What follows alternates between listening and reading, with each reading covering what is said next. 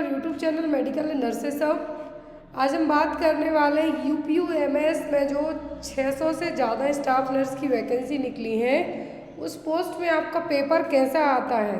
तो यहाँ पर आपको स्क्रीन पे दिख रहा होगा, ये ऑफिशियल पूरी आंसर की है। रिसेंट में 18 मार्च को पेपर कंडक्ट करवाया गया था इसी साल 2023 में। टाइमिंग दी गई थी 2 बजे से लेकर 5 बजे तक। सबसे अच्छी चीज़ इस पेपर की ये रहती है, यूपीयूएमएस का आप जब पेपर देखेंगे तो यहाँ पर हम इस पेपर को 2 पार्ट में सॉल्व करेंगे, क्योंकि 200 एमसीक्यूज आए हुए थे एग्ज़ाम में आपको, जिसमें आपको नर्सिंग के इस तरीके के क्वेश्चंस आए थे। हम बता दें कि जो आपने अभी तक जितने भी पेपर्स देखे हैं उनमें से आपको वे कह सकते हैं कि 30 से 40% उससे मिलते जुलते क्वेश्चन थे, बाकी सभी अलग और अच्छे अच्छे क्वेश्चंस थे। तो यहाँ पर एक ऑफिशियल आंसर की है जो सैफई मेडिकल कॉलेज के लिए एग्ज़ाम होना है उसके लिए। तो Uttar Pradesh university of medical science में जो एग्ज़ाम होना है स्टाफ नर्स की पोस्ट के लिए, सेम है सिलेबस आपका वही है जो पिछली बार था जब मार्च में पेपर हुआ था। अब यहाँ पर फिर से जब आपका एग्ज़ाम होना है, फॉर्म फिलअप हो रहे हैं, ऑफिशियल वेबसाइट पे आप जाइए तो पूरा नोटिफिकेशन भी मिल जाएगा आपको। अब मेरी रिक्वेस्ट इस पेपर को उन लोगों से भी है जो भी लोग डीएमईआर का एग्ज़ाम दे रहे हैं या फिर आप लोग कोई अदर एग्ज़ाम देते हैं, तो ये आपके लिए हर एक एग्ज़ाम में आपके लिए हेल्पफुल रहने वाली है। जितनी भी क्लासेस होती हैं, बहुत सारे कमेंट्स आते हैं कि क्या कोई दूसरे स्टेट के पेपर आपके लिए हेल्पफुल रहते हैं, तो यस बिल्कुल रहते हैं। चाहे आप कोई से भी एग्ज़ाम का क्वेश्चन पेपर सॉल्व करें, सभी हेल्पफुल होते हैं। सेकंड थिंग, जिनका भी एमपी ग्रुप 5 के लिए एग्ज़ाम है, आपके लिए ऑफिशियल वेबसाइट पर आप टाइम टू टाइम विजिट करते रहिए यदि कोई नई अपडेट आती है तो। और जो भी लोग पुराने पेपर्स, प्रीवियस पेपर्स लेना चाहते हैं, टोटल 10 पेपर रहेंगे आपको, जिसमें आपको 75 रुपीज़ चार्ज लगने वाला है। बाकी पेपर आप यदि परचेस नहीं कर पाते हैं तो पेपर सभी चैनल पर भी अपडेट किए गए हैं, आप उनको वहाँ जाके चेक कर सकते हैं। तो यहाँ पर जो पेपर आया हुआ था पूरा ऑफिशियल पेपर है, यहाँ पे मैं आपको पूरा एक्सप्लेन करूँगी। तो 200 क्वेश्चन आपको यहाँ पे आए हुए थे इस पेपर में, जिसमें आपको 600 नंबर का पेपर कंडक्ट करवाया गया था। इसको थोड़ा सा हम जूम करते हैं जहाँ पे भी आपको प्रॉपर विजिबल हो पाए। तो यहाँ पर आपको इस तरीके से स्क्रीन पे सभी क्वेश्चंस दिखेंगे। आपको पूरे क्वेश्चंस मैं एक्सप्लेन भी करूँगी, साथ ही साथ बताऊँगी कि पेपर आपको इस बार और क्या चीज़ें हैं जो नहीं ऐड हो सकती। फर्स्ट है, nurse on assessing the pulse rate of an adult client observe that the pulse rate is increased. Which of the following factor could have contributed to the increased pulse rate? यहाँ पे आपको जो green है वो answer है, but आपको confuse नहीं होना। देखिए क्वेश्चन इजी है कि एक नर्स है जो असेसमेंट करती है, जितने भी आपके सीबीटी बेस्ड पेपर होते हैं वो इसी फॉर्मेट में आते हैं, चाहे आप कोई सा भी एग्ज़ाम दे रहे हो, चाहे एमपी ग्रुप 5 का देने वाले हो या फिर किसी अदर स्टेट के लिए। ओएसएससी का जो एग्ज़ाम होता है वो ओएमआर बेस्ड होता है, जिनका भी अपकमिंग टाइम में होने वाला है उनके लिए बता दूं, आपको हार्ड कॉपी मिलेगी पेपर की, साथ में ओएमआर आंसर सीट है जो फिल करनी होगी। तो यहाँ पे क्वेश्चन कहा है कि एक एडल्ट क्लाइंट है, पल्स रेट की बात की जा रही है यहाँ पे, किस केस में उसकी पल्स बढ़ेगी? ब्लीडिंग में, लेटे हुए में, हाइपोथर्मिया में कि बीटा ब्लॉकर्स में? तो जब भी बीटा ब्लॉकर्स देते हैं पल्स रेट घट जाती है, हाइपोथर्मिया में घटेगी, लेटने में भी घटेगी। लेकिन जब भी ब्लीडिंग होगी या फिर हेमरेज होगा तो पल्स रेट क्या होगी? बढ़ेगी। और यहाँ पे यही कहा है कि कौन सा फैक्टर है जो पल्स रेट को बढ़ाने का काम करेगा, तो वो होगी bleeding. Which of the following principle of health education is based on the psychological principle of learning? तो यहाँ पर कौन सा हेल्थ एजुकेशन का प्रिंसिपल है? क्वेश्चन भी आपको ध्यान से देखते जाना है कि कौन सा हेल्थ एजुकेशन का प्रिंसिपल है जो कि साइकोलॉजिकल प्रिंसिपल ऑफ लर्निंग पर काम करेगा। Regular feedback, encouraging active participation, known to unknown, credibility of message. तो यहाँ पे कहा है हेल्थ एजुकेशन का प्रिंसिपल है, लेकिन साइकोलॉजिकल प्रिंसिपल ऑफ लर्निंग कुछ नया सीखने को लेके रहेगा। तो रेगुलर फीडबैक हो गया, नॉन टू अननोन हो गया, क्रेडिबिलिटी ऑफ मैसेज, ये आपके साइकोलॉजी का मतलब है कि आप मेंटली भी उस चीज़ में पार्टिसिपेट करें। तो यहाँ पर आपको क्या करना है? इनकरेज करना है, किसी भी चीज़ के लिए इनकरेज करना है कि आप उसमें एक्टिवली पार्टिसिपेट कीजिए। यदि आपके यहाँ पे हॉस्पिटल में ही या फिर आप कॉलेज में ही कुछ भी हो रहा है आप किस तरीके से जिसमें आप पार्टिसिपेट कर सकते हैं, तो आपके लिए इनकरेज किया जाएगा कि आप इसका हिस्सा बनिए, जिससे आपको और ज़्यादा अच्छे से चीज़ें समझ में आए। Next one is the process by which individual and group of people learn to behave in a manner conducive to promotion, maintenance और रेस्टोरेशन ऑफ हेल्थ इज। तो ये क्या है, यहाँ पे सीधी सी बात है, क्वेश्चन कहा गया है कि आपको कौन सा यहाँ पर कौन सी प्रोसेस है जिसमें आप किसी भी चीज़ को मैनरफुल कंडक्ट करते हैं, प्रमोट करते हैं, और रेस्टोरेशन ऑफ हेल्थ मतलब हेल्थ के बारे में आप आपकी जो डिसफंक्शनिंग हो सकती है उसके बारे में भी आप बताएंगे, प्रिवेंट करने का काम करेंगे। तो ये कहलाएगी आपकी हेल्थ एजुकेशन। हेल्थ एजुकेशन हमेशा पर्पसफुल होना चाहिए, प्रमोटिव होना चाहिए, और आपको सिंपल वे में समझाया जाना चाहिए। तो यहाँ पर आपका आंसर क्या होगा, health education. Next is which of the following approach is used in the process of planning and implementation of a health education programme. कौन से अप्रोच हैं जो कि प्रोसेस ऑफ प्लानिंग और इम्प्लीमेंटेशन ऑफ हेल्थ एजुकेशन में help करेंगे? तो वो कहलाएगा आपको रेगुलेटरी अप्रोच। एक चीज़ मैं बता दूं कि ये पेपर मैं आपको टाइप फॉर्मेट में भी ला सकती थी, बट एक्चुअल में जब टाइप फॉर्मेट में आपको पेपर लाया जाता है तो या तो पेपर का फॉर्मेट ब्लर्ड हो तब लाया जाता है, या फिर आपको डाउटफुल रहे कि मैंने कहीं और का पेपर तो नहीं बता दिया। इसीलिए जब इस तरीके का अच्छा फॉर्मेट होता है तो सीधी आपको ऑफिशियल आंसर की चैनल पे बताई जाती है, ताकि आपको कोई भी 0.011% भी डाउट ना रहे कि ये पेपर मैम ने नहीं बनाया। एक्चुअल में यूपी जो यूएमएस मेडिकल यूनिवर्सिटी ने एग्ज़ाम कराया था वही सेम पेपर है। Next one is a young athlete overcome a sports injury and comes back to win a medal in a national sports event. This response of the athlete to the adversity is called। तो यहाँ पर कोई भी athlete है, कुछ injury वगैरह हुई sport में, उसके बाद लेकिन वो खेलने के लिए दोबारा से आया, मैदान में आया है, तो ये उसका जो रिस्पॉन्स है उस एथलीट का, मतलब पहले इंजर्ड रहा उसके बाद रिकवर होकर वापस से मैदान में आए, तो क्या है, रीसाइलेंस। क्या है, रीसाइलेंस। Next is Mrs. Raji complained that her newborn get hiccups after breastfeeding. She is worried that the baby has some problem. As a nurse, which of the following facts would you convey to convenience the mother that there is nothing wrong with her child? ये देखिए यहाँ पर एक lady client है, उनका newborn baby को हिचकियाँ आ रही हैं, कब्स आ रहे हैं ब्रेस्ट फीड करने के बाद, उनको चिंता है। तो एज ए नर्स आप कैसे एक्सप्लेन करेंगे कि इसमें चिंता की कोई बात नहीं है। Counsel her to stop breast feeding her baby and give it water, बिल्कुल भी नहीं करना है आपको। दूसरी चीज़ है यहाँ पे promote her to stop feeding, observe the baby's stool for colour, ये भी नहीं करना है, ब्रेस्ट फीडिंग स्टॉप नहीं करानी है। Advice her to stop feeding, यहाँ पर तीनों केस में कहा है ब्रेस्ट फीडिंग स्टॉप करना, इसलिए आपका आंसर है तीनों नहीं होंगे।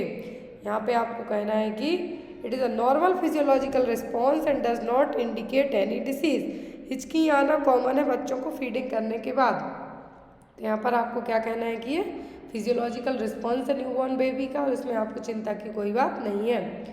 Next one is the attitude of a nurse towards a newly admitted patient in a hospital should be. तो कोई भी पर्सन नया नया एडमिट हुआ है हॉस्पिटल में, तो आपका एटीट्यूड कैसा होना चाहिए, cold and sympathetic, quick and hurry, calm and friendly, या फिर टास्क ओरिएंटेटेड। तो आप खुद ही जब हॉस्पिटल में फर्स्ट टाइम ड्यूटी के लिए ही गए होंगे, आपने देखा होगा कुछ नर्सेज को हड़बड़ी मची होती है, तो आपको उनसे डर लगेगा कि ऐसा ही मुझे भी ना अपनी ट्रेनिंग में सिखाएं। तो यहाँ पर आपको एज ए नर्स हॉस्पिटल में जब भी कोई नया मरीज आता है तो आपको शांत और फ्रेंडली बिहेव करना है, ताकि मरीज को डर भी ना लगे और वो आपसे केयर भी ले सके। Next one is chemical messenger synthesised and secreted by endocrine glands. तो यहाँ पे कहा है कि केमिकल मैसेंजर है, लेकिन एंडोक्राइन ग्लैंड उनको बनाती भी और रिलीज भी करती है। तो ये क्या है, हॉर्मोन्स, न्यूरोट्रांसमीटर, एंजाइम्स, या फिर कैटलिस्ट। तो ये हार्मोन, क्योंकि एंडोक्राइन ग्लैंड इनको बनाने के साथ साथ सीक्रेट करने का काम भी करती हैं। Next one is how can a nurse avoid error in starting the nursing diagnosis. तो कोई भी नर्सिंग डायग्नोसिस आप बनाते हैं तो एरर को आप कैसे अवॉइड कर सकते हैं। State the nurse problem rather then client, ऐसा नहीं है, यहाँ पे क्लाइंट की प्रॉब्लम होगी ना कि नर्स की होगी। दूसरा है identify one symptom rather than a cluster to diagnose, तो यहाँ पर आपको सभी सिम्टम आइडेंटिफाई करना है, बेस्ड ऑन आपको डायग्नोसिस बनाना है। Identify the client problem rather than nursing intervention, focus on the medical diagnosis not the client response, ऐसा आपको नहीं करना। आपको क्या करना है कि क्लाइंट की प्रॉब्लम को आइडेंटिफाई करना है बिना आपके इंटरवेंशन, नर्सिंग इंटरवेंशन तो आप डायग्नोस बनाने की बात करोगे ना कि पहले ही कर दोगे। Next one, who among the following propounded social learning theory, social learning theory किसने दी थी? अल्बर्ट बाउंड्रा, जीन पियागे, एरिक एरिक्सन या फिर सिगमंड फ्रूड। तो यहाँ पर इस क्वेश्चन को मैंने आई थिंक 2 दिन पहले जो क्लास हुई थी उसमें भी बताया था, सोशल लर्निंग थ्योरी। तो सोशल लर्निंग थ्योरी है जो दी किसने थी? तो सोशल लर्निंग थ्योरी दी थी अल्बर्ट बाउंड्रुआ ने। किसने? अल्बर्ट बाउंड्रुआ ने। बहुत सारे लोगों को लगता है कि जीन पियागेट ने, बट ऐसा नहीं है, थ्योरी दी थी अल्बर्ट बाउंड्रुआ ने। Next is mister x suffering from depression is currently on fluoxetine therapy, which of the following side effects should the nurse need to suspect in the client? तो यहाँ पर फ्लॉक्सेटिन therapy दी गई है किसी भी क्लाइंट के लिए। कौन सी थेरेपी? फ्लॉक्सेटिन है जो नाम की मेडिसिन दी गई है। तो फ्लॉक्सेटिन है जो, इसके दे जाने के बाद साइड इफेक्ट क्या होगा? तो फ्लॉक्सेटिन क्या है? ये दी जाती है जनरली मेजर डिप्रेशन को ट्रीट करने के लिए। मेजर डिप्रेशन हो गया, ओसीडी हो गया, इसको ट्रीट करने के लिए दी जाती है।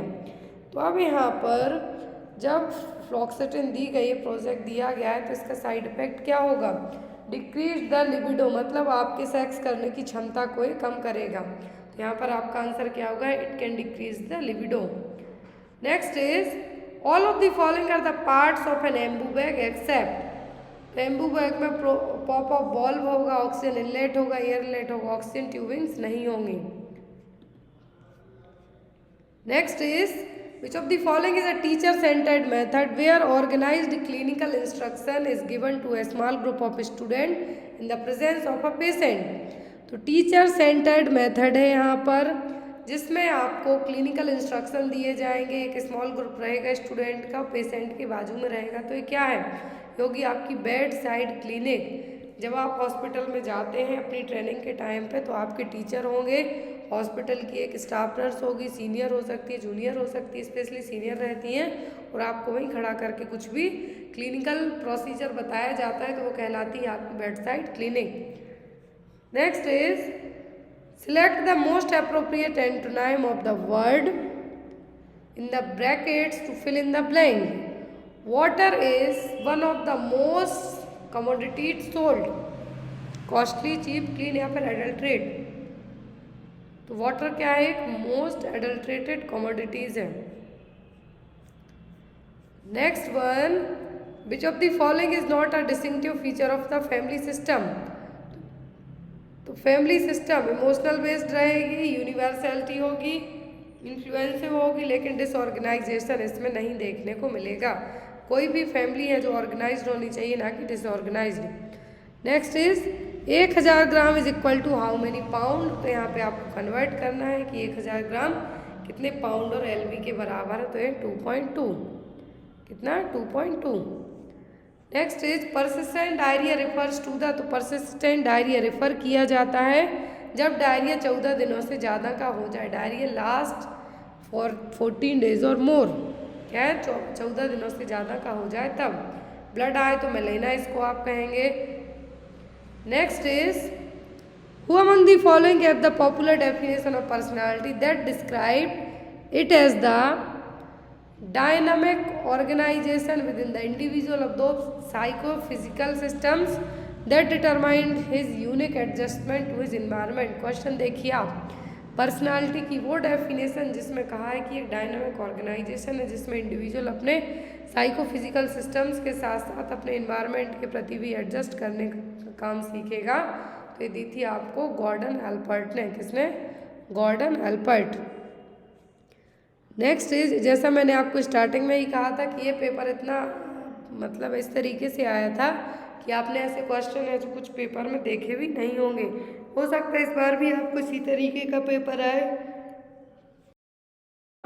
While providing care, the nurse provides freedom to the patient to make a decision. Which of the following ethical principle is the nurse following?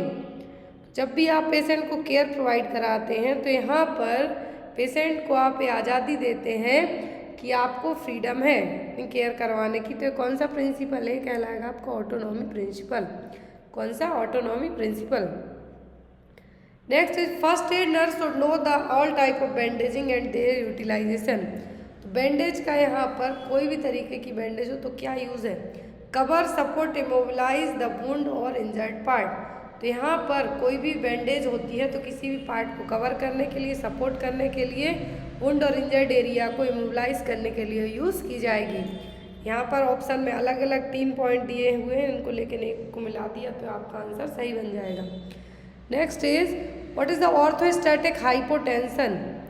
Orthostatic hypotension का मतलब है कि जब भी आप लेटे हुए हैं या बैठे हुए हैं और अचानक से खड़े हो जाएं तो आपका बीपी ड्रॉप हो जाएगा, तो वो कहलाएगा आपका ऑर्थोस्टैटिक हाइपोटेंशन।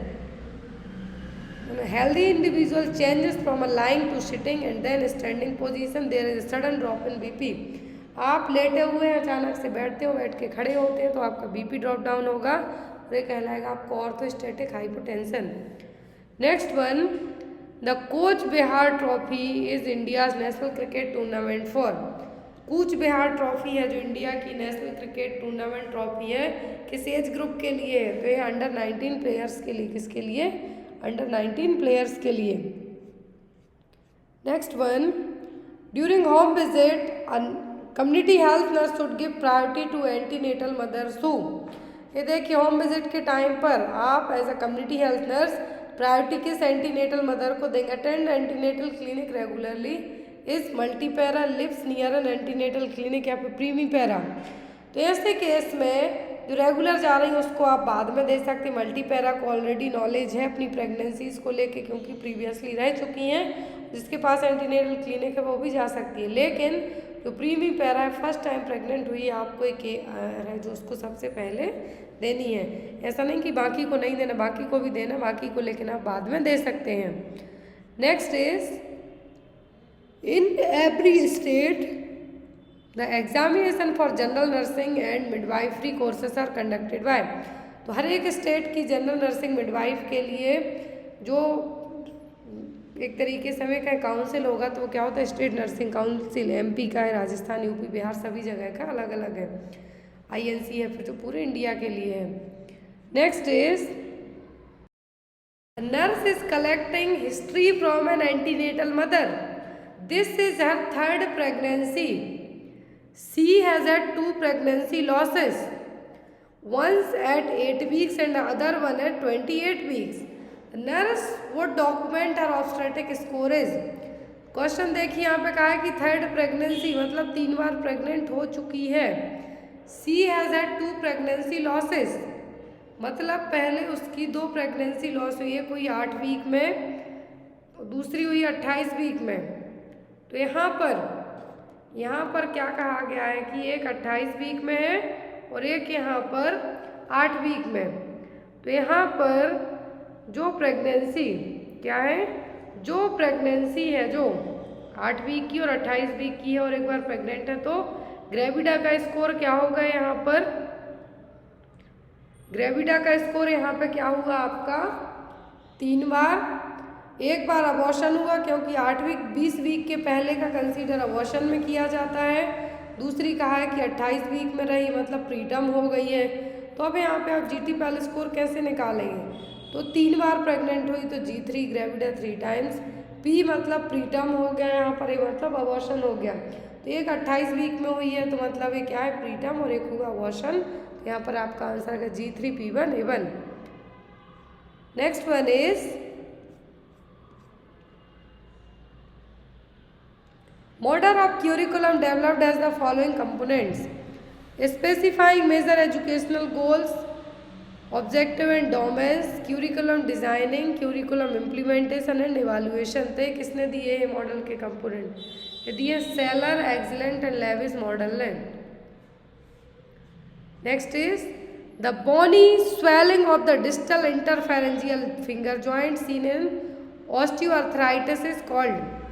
तो bony swelling distal interphalangeal finger के यहाँ पर जो कि ऑस्टियोआर्थराइटिस में देखने को मिलते हैं कहलाते हैं हैवर्डन नोड्स। कौन से? हैवर्डन नोड्स। जो अलग अलग ऑप्शन दिए हुए हैं आपको जब सेपरेट टाइप फॉर्मेट रहेगा उसमें विथ इमेज के बताए जाएंगे, यहाँ पे आपको इमेज ऐड नहीं की जा सकती है। तो ऑस्टियोआर्थराइटिस में जो डिस्टल और बोनी स्वेलिंग इंटरफेरेंजियल जॉइंट्स के यहाँ पे दिखेंगे तो ये क्या है? Heberden nodes. आपका which is a slowly progressive non inflammatory disorder of the diarthrodial joints. Osteoporosis जो कि नॉन इन्फ्लामेटरी है, ऑस्टियोमालाइटिस, फिर यहाँ पे कहा है रूमेटॉइड अर्थराइटिस। तो स्लोली प्रोग्रेसिव है लेकिन नॉन इन्फ्लामेटरी है और जो कि क्या है? जॉइंट्स के लिए भी प्रॉब्लम करेगा। तो नॉन इन्फ्लामेटरी मतलब यहाँ पर इन्फ्लामेशन नहीं होगा, स्लोली है, प्रोग्रेसिव है। ये कौन सा है? तो ये होगा आपका ऑस्टियोपोरोसिस तो नहीं होगा, ना ही ऑस्टियोमाइलाइटिस होगा, ना ही रूमेटॉइड अर्थराइटिस होगा, लेकिन नॉन इन्फ्लामेटरी है बट प्रोग्रेसिव है धीरे धीरे, तो ये ऑस्टियोआर्थराइटिस। क्या है? Osteoarthritis. Next is if an individual is able to remember occurrence of the distant past then which type of memory is considered to be normal। तो यदि किसी को अपने पास्ट के बारे में जन्म के बाद कुछ याद रह जाता है तो वो क्या है? इमीडिएट मेमोरी, रिमोट, रिसेंट या फिर टोपोग्राफिक। तो ये कहलाएगी आपकी रिमोट मेमोरी। कौन सी? Remote memory. Next one, which of the following is a risk factor for urinary tract infection. तो यूरिनरी ट्रैक्ट इन्फेक्शन के लिए instrumentation of the urinary tract, तो जिनको भी यदि लंबे टाइम तक यूरिनरी कैथेटर वगैरह डलता है उनको यूटीआई होने के चांसेस भी ज़्यादा होते हैं। तो यहाँ पर भी है कि instrumentation of the urinary tract. Clear? Next is what is the effect of the parasympathetic stimulation of the bronchus. तो पैरासिम्पैथेटिक स्टिमुलेशन क्या है ब्रोंकस का? तो वो कॉन्स्ट्रिक्शन। क्या है? Constriction.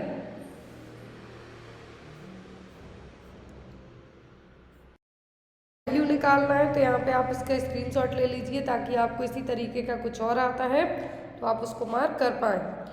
Next one is which of the following is a teaching method that involves student in which of the following is a teaching method that involves student in observation and experimentation with objects और material. तो कौन सी method है यहाँ पर जिसमें students को involve तो किया ही जाएगा ऑब्जर्व करने के लिए, लेकिन साथ में एक्सपेरिमेंट करने को भी कहा जाएगा और कुछ ऑब्जेक्ट्स और मटेरियल भी दिया जाएगा। सेमिनार में नहीं होगा, डेमोन्स्ट्रेशन में आप नहीं करेंगे, आपका टीचर कहेगा। यहाँ पे स्टूडेंट की बात की जा रही है, प्रॉब्लम बेस्ड लर्निंग। तो यहाँ पे जब बात की जा रही है कि स्टूडेंट्स को ऑब्जर्व करने के साथ साथ करना भी है वो, तो वो क्या है? वो है आपका लेबोरेटरी टीचिंग। क्या है? Laboratory teaching. Next is select the most appropriate spelling of the word to fill in the blank and make the sentence meaningful. The kitchen had been completely remodeled and there was a ceiling fan in every room। यहाँ पर क्या है? Ceiling, CEILING, ceiling fan जो आपके यहाँ पे लगे हुए होते हैं ऊपर, वो है यहाँ पे। Next is all of the following are the guidelines used for recording information in medical records except. Medical records में जो इन्फॉर्मेशन रिकॉर्ड्स की जाती है उनमें सब कुछ होना चाहिए, किसी लीजिबल होना चाहिए। एंट्रीज हमेशा कभी भी इरेजिंग और जो फ्लूड वगैरह है जो नहीं गिराना है आपको। One must use specific description, ये भी होना चाहिए। यहाँ पर एब्रीविएशन यूज़ किए जाते हैं तो यहाँ पे कहा गया one must not use abbreviation, तो एक्सेप्ट करके पूछा गया है तो one must not use the abbreviation. Next one is in which phase of nursing audit process should audit protocol be prepared. कौन सी यहाँ पर ऑडिट की प्रोसेस है जिसमें आपको कौन सी फेज में कहा गया है कि आपको प्रिपरेशन भी करनी है? तो डिस्क्राइबिंग फेज। कौन सी? Describing phase. Next is the ideal time to perform external cephalic version for a brief presentation. तो external cephalic version breech presentation में कब कराया जाएगा? ब्रीच मतलब बच्चे के बटुक्स नीचे सिर ऊपर है, तो होगा 36 वीक के जेस्टेशन में। सेफेलिक वर्जन में लेके आना है, मतलब पूरा घुमाना है। नेक्स्ट है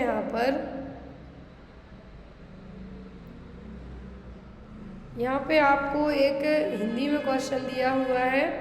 तो यहाँ पर एक क्वेश्चन, आई थिंक मैंने जब इसका फॉर्मेट बदला पेपर का तो थोड़ा सा इधर उधर हो गया है।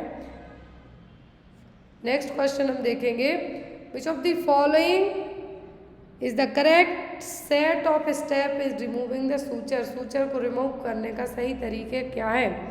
Place the curve tip of the suture scissors directly under the knot और on the side and close to the skin, gently cut the suture and pull it out with the forceps। तो यहाँ पर suture remove करने के लिए सही step कौन सा है? तो वो है आपका स्टेप नंबर 1।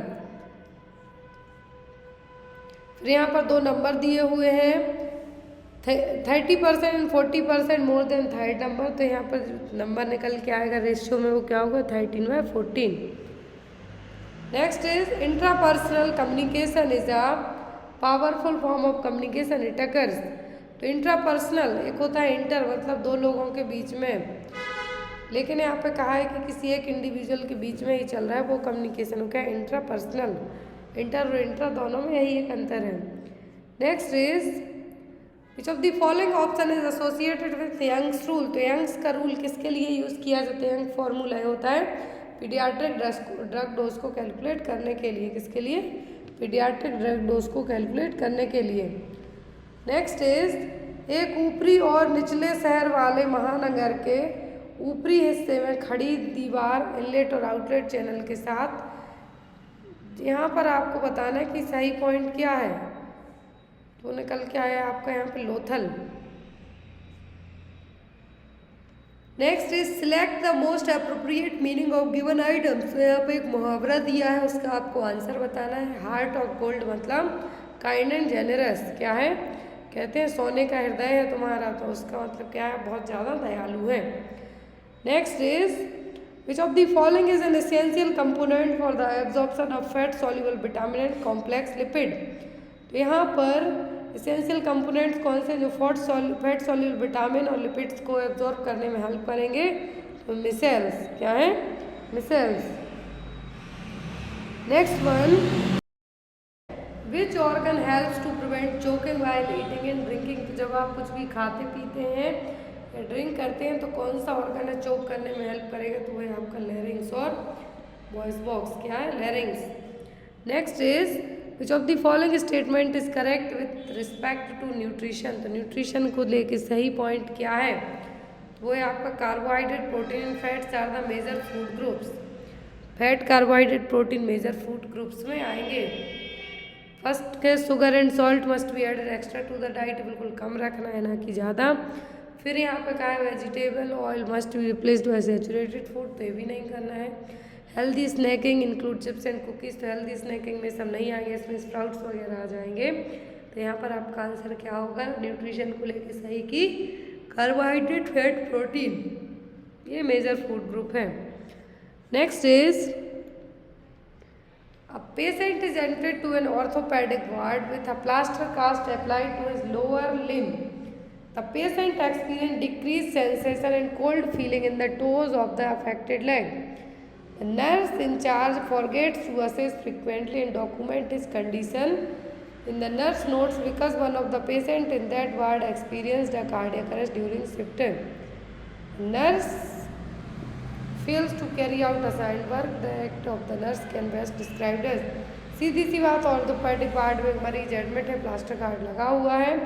अब यहाँ पर उसी टाइम पे यदि किसी पर्सन को हार्ट अटैक आ रहा है, कार्डियक अरेस्ट आ रहा है, तो यहाँ पर आप जाकर उसको चेक करेंगे और इसकी केयर करना भूल जाएंगे, तो ये क्या कहलाएगी? ये कहलाएगी आपकी माल प्रैक्टिस। क्या है? Malpractice. Next is as per Freud's structure of personality which one of the following has to get our basic needs met. Basic needs किस पर्सनालिटी में मिलेंगी आपको? Dream analysis, id, ego, super ego, तो मिलेंगे basic needs id में। इसमें id में। Next one, what type of counselling is gestalt therapy. तो जेस्टाल्ट थेरेपी में कौन सी काउंसलिंग आएगी? तो ये आती है इसमें साइकोथेरापेटिक काउंसलिंग। कौन सी? Psychotherapeutic counselling. नेक्स्ट इज यहाँ पर परसेंटेज का क्वेश्चन है कि रवि की सैलरी है जो 20% कम है रीता से। देन यहाँ पर रीता की सैलरी रवि से कितनी होगी, तो ये होगी 25%। कितनी? 25%। रीता की जगह कीर्ति, प्रीति या फिर कुछ भी नाम हो सकते हैं, तो आपको नाम पे नहीं जाना, क्वेश्चन पे जाना है। नेक्स्ट भी आपको ये रहा, कुछ कॉम्बिनेशन लेटर है आपको पूरे करने हैं। तो यहाँ पर अब आपका क्या बन के जाएगा, NLOPMQRNSTOU। यहाँ पर जो बन के आएगा वो क्या होगा, PNU।